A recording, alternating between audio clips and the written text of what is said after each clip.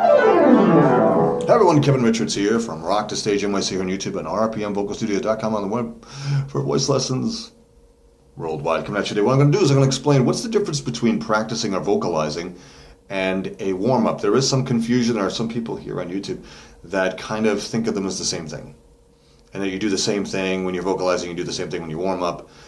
They're two totally separate things, and they have two totally separate purposes, and you should do two totally different things. First, let's get to what's practicing or vocalizing. That's when you're doing specific singing exercises or vocalizing exercises, skill coordinate exercises like whoa,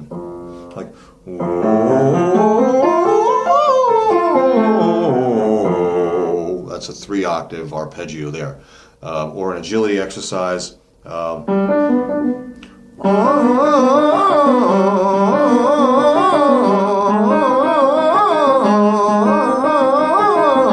That kind of thing.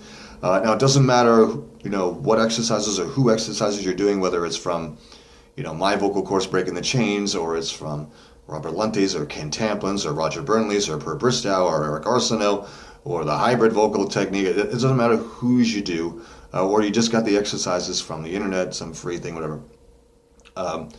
If you're doing these kind of like exercises for like pitch control, increased flexibility, range, agility, and you're doing those kind of repetitively,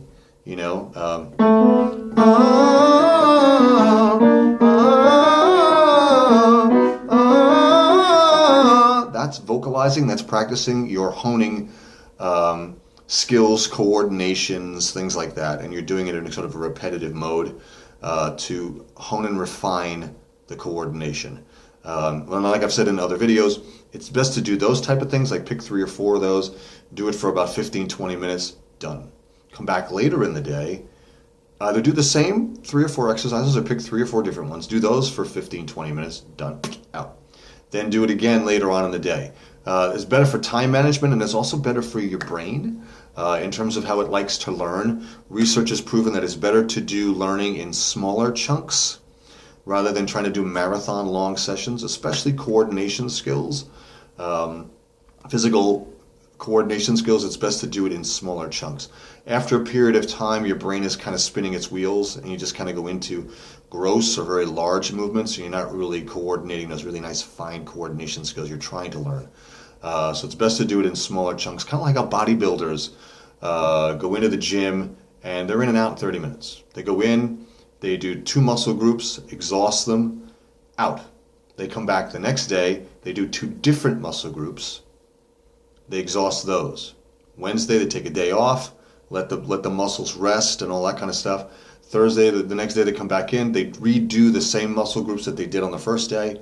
The next day they do the same muscle groups they did on the second day. Again, maybe then the day after that, maybe they either take a day off or they do something else like cardiovascular, running, swimming, things like that. And then they repeat the process.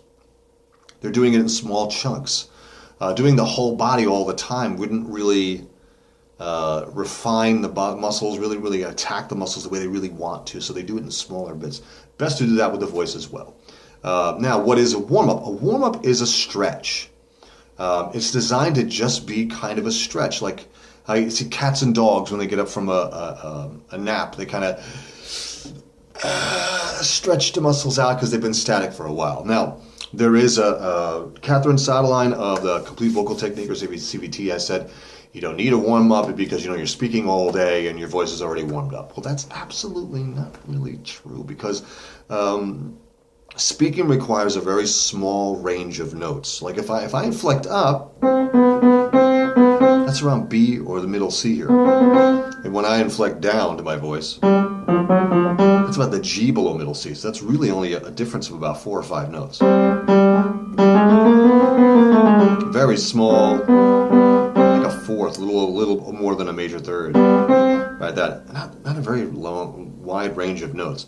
Now, she's a woman. Now, women do speak with a bit more flexibility in their voice, a bit more roller coaster or sing-songy. Oh my God, they go up here. They're a bit more like that because they resonate from here up mainly. They speak and inflect up. Men kind of speak very straight and inflect down. So we have a very small range of notes that we speak with.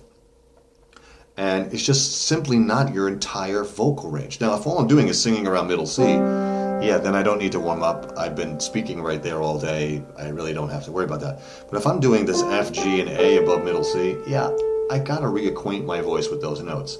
You know, if I'm going way down to the up below here, I have to go down there. So the warm-up is designed to put my voice in those areas, to stretch the voice out. To do that, basically, some light stretching. It's not designed to do anything repetitively, skill sets, coordination. You're not doing what you do in like a vocalizing session.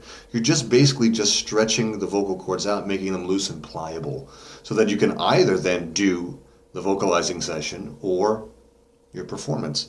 If you're vocalizing enough during the week, the warm-up should all you should need to be able to sing what you do. You shouldn't need to do it like a sort of vocalizing session the same day as a performance. You should be doing that all through the week. So your voice should be pretty strong and ready to handle if you've done your vocalizing properly and done the coordination skills and then took a day and did nothing but singing to basically do the application part of it. All you should need on day of a performance or rehearsal is just a warm-up, and you should be pretty much good to go. So now warm-up is just, well, all I do is stretching exercises. I do sirens, I do very light lip rolls, things, you know.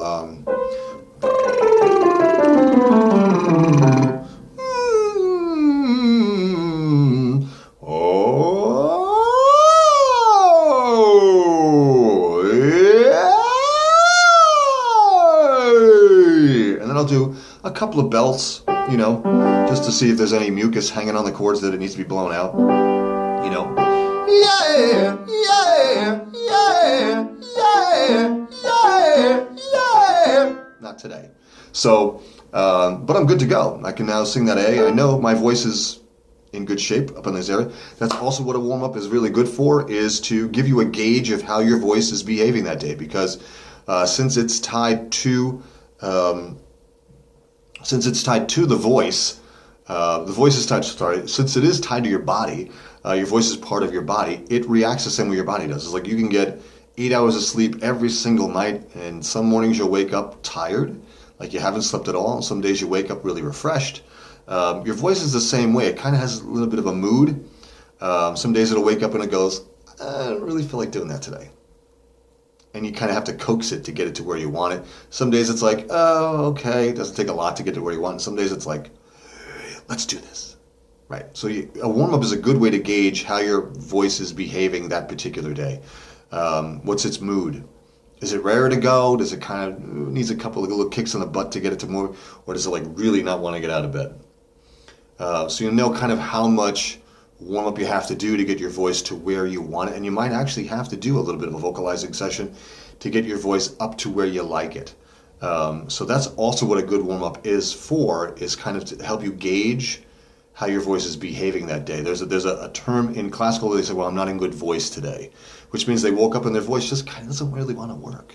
And that's just kind of how it is. It's just like your body, because it's part of your body. So that's also what a good warm-up is for, is to help you gauge how your voice is behaving that day on either a day of rehearsal or a day of performance, or just in general. It kind of allows you to kind of get to know and familiarize yourself with the moods of your voice, and you kind of can tell kind of how it feels. If you're tired, your voice is probably going to act tired, so you can kind of plan for that. If you don't get a lot of sleep, if you've been eating a lot of dairy, you could have a lot of mucus for that. If you're someone who suffers from acid reflux, or like myself, suffers from sinus problems, you have an ability. You kind of get to know what you kind of have to do to plan ahead for these obstacles, and that's kind of what a warm up is really good for. So, like if my allergies are really, really acting up, I know I might have an excess amount of mucus sitting on the vocal cords while I slept, so I'm going to have to do a whole bunch of mucus cleaning. I'm going to have to do some vocalizing and some warming up to get all that extra stuff off the cords, so I have a nice clean sound to start with. So this is what all this stuff is. And I know the 20 years I'm really, really familiar with my voice and its habits. That's what all the vocalizing and that's what the warm-up is for. But they have two very separate purposes, and you do two separate things. The vocalizing warm-up is very light. It's just basically you're trying to stretch your voice out to a little bit beyond the singing range that you'll be using. You're not doing any really heavy lifting or coordination skills. That's what that's what you should be doing the whole rest of the week. So your warm-up is kind of just like a primer, just to stretch, and your voice should be ready to go. So I hope that clears up a lot of the confusion that's out there in terms of what a warm-up is versus a vocalizing and practicing session, and what you should be doing in those two separate things and what their purposes are. Again, don't forget to subscribe to the channel here. Please share this video wherever you like, comment wherever you like. Check out the links below to get both my vocal courses for just $50 digital download for being a cool person and watching this video. Comment, leave me questions, please. I'm more than happy to answer them. There are also links down in there for if you want to take lessons with me here in New York City or like this via Skype. There's also playlists in there so you can find stuff easily. You'll find my videos and all that categorized for different things and all that. So whatever. Okay. Till next time, this is Ken Richards. Keep rocking, keep practicing. See ya.